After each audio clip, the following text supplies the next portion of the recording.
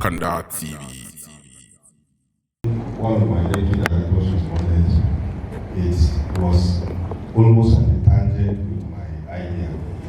Please, water board, before what I have in mind come in place, which will take up to a month or two, go and sit down.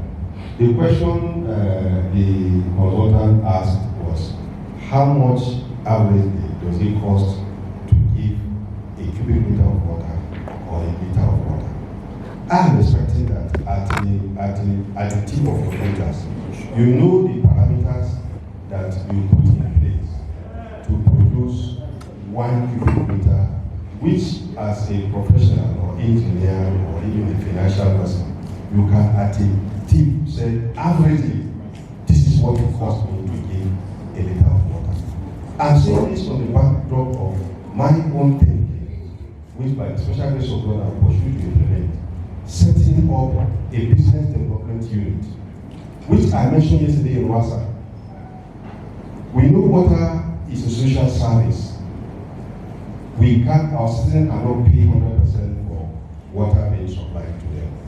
But however, the ministry which is in charge of policy formulation, implementation, and monitoring will come up with a business development unit where all these tariff matter will be integrated, and we collectively have a unit headed by an expert, assisted by other members of varying professionals, so that from Rwasa we have our equipment. We want to hire it from from Waterboard. You have water you give. We know from there we know how much government is subsidizing to give a liter of water. It shouldn't just be free.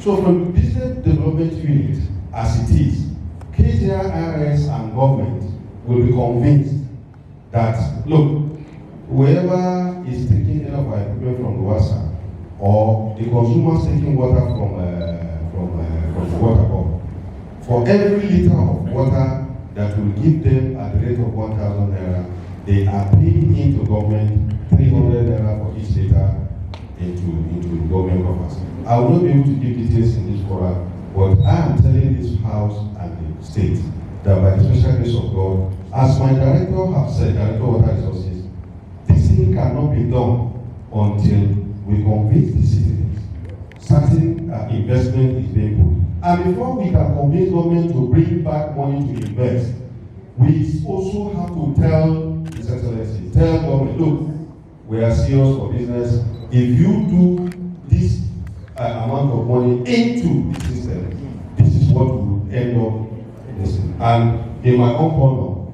I will stand and say, Your Excellency, I will be held responsible. If you spend this amount of money, and this after 3-4 months, I will be monitoring. If this is not achievable, we can either stop it or whatever. So that is that. So by the special grace of God, Waterboard, you have a lot of challenges. After saying, bring your swords, which I believe you have done, we'll go through it. And from there, we'll pick most of this thing and just oppose it with what we are having here, so that we can come out with implementable policy. And if it will require legal backing, it's not a problem. We have a honorable member here who is chairman of the House Committee of Water. It's not a problem for us to pursue the legal framework for implementing these things. Thank you very much.